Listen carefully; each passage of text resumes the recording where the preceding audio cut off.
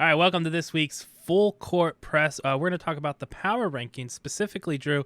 When I was looking at some of the power rankings, a lot of them have the Utah Jazz pretty high up, which they have been playing well. They have a decent record. They look good. But CBS Sports specifically have them in the number one spot as the best team in the NBA. To me, that is very surprising as, when you think about the NBA as a whole, you have the Lakers, you have the Clippers, you have even the Nets now with Harden. They look good. We'll see if that can keep going.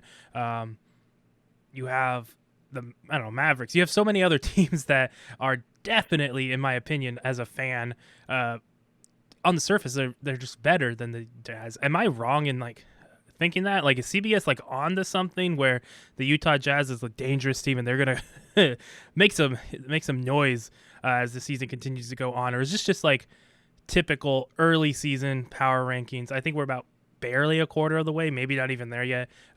What is this Jazz, are they good? Yeah, that's a really loaded question, right? Because I think it all comes down to what you mean by good, what you are looking for when you look at power rankings, right? Because if I'm looking at, Vegas odds of teams' likelihood to win a championship, nobody has Utah as the favorites, right? Nobody even has Utah within the top five, not even in the top five really of the Western Conference, just trying to get there, right? What I think is so kind of intriguing about the NBA regular season now is that, to me, it's become really the longest preseason in all of sports. Let's not forget that the majority of teams in the NBA make the playoffs. We have teams with losing records make the playoffs on a consistent basis, at least in the Eastern Conference. Western Conference is still stacked, right? But you end up with these scenarios where, to me, I just don't care about the regular season in the NBA really at all. I think a lot of this had to do with, once LeBron went to Miami, we saw the Heat 4 straight years. Then we have another 4 straight years of Cleveland and the Warriors every single time. It gets exhaustive. And I think that those two teams specifically, Warriors really, really especially, were so unbelievably loaded that the regular season just didn't matter at all. And to me, especially when I'm looking at a season where we didn't have a long offseason and we're looking to see what these teams are able to accomplish, I'm looking at how the Nets are going to fit together. I'm interested in seeing, can the Mavs get healthy with all the talent that they have? I'm looking at how would the Clippers and the Bucks, with these new pieces, how is their chemistry going to build, and are they going to be able to overcome the hurdles that they faced and the downfall in the playoffs that they faced last year, right? So there's so many more things that I'm looking at besides just who's playing well. And if I'm looking at just who's playing the best basketball right this second, I don't necessarily hate the Jazz being, number one or, within that top five. But to your point, Kyle, I absolutely do not have them in the championship picture whatsoever. And they're still a great team, right? But I just don't think, I think there's such a gap between the Lakers at 1 and then the Clippers at 2 and then kind of everybody else, right? I also think in the Eastern Conference, which we'll talk about some of these teams in a bit, we have just some incredible performances there. The one thing I will say about Utah, though, I think they probably had the highest floor out of any team, maybe outside the Los Angeles Lakers.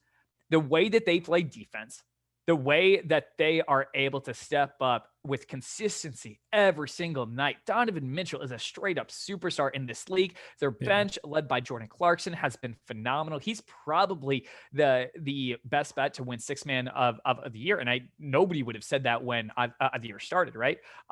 So I think that the Jazz are an exceptionally well-run franchise, a great team. They took Denver, 7 games in that just incredible matchup in last year's bubble. I just don't see them being able to beat either of the Los Angeles teams. I think they're really evenly matched with the Nuggets, with a healthy Mavericks team. So maybe they can win a series or two. But do I think that they're the number one team in the NBA? Absolutely not. Not by a long shot. Yeah, it's definitely a surprise. And, looking at a lot of the power rankings and just in general, a team that I'm super surprised about so far has been Golden State. And I know when we talked about going into this season, even after the bubble, I think we mentioned it, that, this season, as we previewed it, Golden State was going to come back. And this was before Klay's injury, of course. Excuse me. But we always knew this team was going to be back. You got Steph back, you had Clay back. Of course, now you don't. We were excited to see what Wiggins did. We were excited to see if Wiseman was going to be good. Wiggins and Wiseman are solid players. Absolutely. Wiggins is really starting to find his ground in that offense, in that team, and then or Wiseman as a rookie, really good. Watching some of his highlights, I'm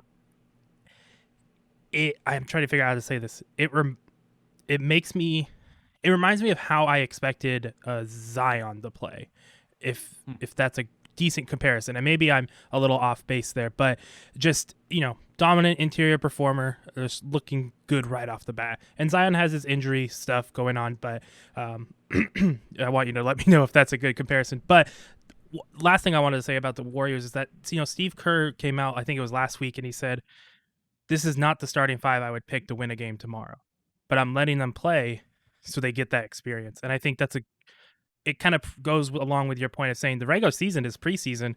You're playing to get into the playoffs and then make some noise there. Like, you want your team to be clicking and understand what's going on in the playoffs. So getting that starting five, this young starting five, some experience there, super important. And I think that's what kind of surprises me, but also at the same time doesn't surprise me. I guess it's just different in how they're achieving it, especially without Clay there. I think a lot of people started to write them off again.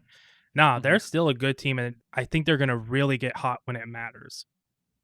Yeah, I'm just so bummed that Clay got hurt this year, because so many people, I think, kind of wrote off the dynasty after Kevin Durant left, and you obviously had a massive down year last year. They still have, like you mentioned, a ton of talent on that roster. Wiggins is really entering his physical prime right now, and they looked like they fleeced the Timberwolves in that deal. He fits seamlessly into that offense and really is the perfect perimeter player that they need there. Wiseman has been exceptional as well, especially when you compare him to some of the other rookies that were drafted. He's been great. And frankly, the one advantage that you have to Clay being hurt is that you're able, like Steve Kerr said, to develop some of these younger players. You could make the case, next year they're going to be a whole lot better for it. I still think they have a low ceiling. I think Steph really needs a guy like Klay Thompson there to be able to make Steph as good as he can be, right? To take some of that pressure off. Definitely. One thing that you I mentioned too, just in terms of these power rankings, was just teams playing at a high level at a certain time. I really compared it to the NFL, where weeks 14, 15, 16, 17, a lot of power rankings started to have the Bills be the number one team in the NFL ahead of the Chiefs. We saw the Chiefs weren't really trying all that hard at the end of the season, starting Chad Henne. Then we get into the playoffs and they obliterate the Buffalo Bills, right? So I think when we see these things, the importance that and the value that teams and players are putting on regular season games, if each one of these games matter the same way that an NFL game mattered, we wouldn't have players like Kawhi Leonard, taking so much time off, right? Who is adapted that somewhat this year, but load management and everything about it within the regular season just makes it a difficult time to watch it and to be a fan. Whether you're in person or watching it on TV, I'm not going to watch a Lakers game if LeBron and AD aren't suiting up, right? I don't have that much, entertainment value in Alex Caruso to carry me for, 2.5 hours. But yeah, there were a few other teams that people were surprised about. A lot of people were surprised that the Heat have performed the way that they have, really fallen down. But they've also struggled with so many injuries too. When you have Butler and Hero both out, Bam scored 41 points against the Nets, which is insane. But what do you really expect them to do? They also, along with the Lakers, had the literal shortest offseason ever. It's gonna take them a little bit of time, I think, just to get back and to get healthy. Man, also, that makes the Lakers scary though, because they still look good and they have a shortened off season. Jeez. Yeah, but I do think that the Heat were a team that overperformed and benefited from the bubble, just from their mental toughness and fortitude and experience. And so with all that, I didn't see them making it the championship last year. I definitely don't see them making it this year with an improved Eastern Conference, with some of those teams being the Nets. Another one of those teams being the 76ers, which they've always had talent, right? They've always played well, but they've also been an extremely inconsistent team. This is the first year that Joel Embiid has looked like an MVP candidate every single night. He looks in shape. He looks motivated. He's dominating the inside paint and the boards. And if he can play like this, look, I think it's still a guard-driven league, but this is the best by far. I think that the 76ers have performed as a unit in the Ben Simmons, Joel Embiid era, at least especially since Jimmy Butler has left that team. So I'm really excited to see what they're able to do. Their three-point shooting has been great. A couple other Eastern Conference teams, though, that might be surprising to some people. Raptors have fallen off a whole lot. You know, you saw some of the losses they had in free agency, like Marc Gasol and Serge Ibaka, really have affected what they've been able to do there. Might have overpaid for Fred VanVleet, but he's a really talented player too. And the Cavaliers, you know, 8-8 right now. It's are they going to contend this year? Probably not, right? No. But Colin Sexton, who was the player that remember, well, that draft pick you got back in the deal with Kyrie Irving going to Boston, Colin Sexton looks like a real player in this league.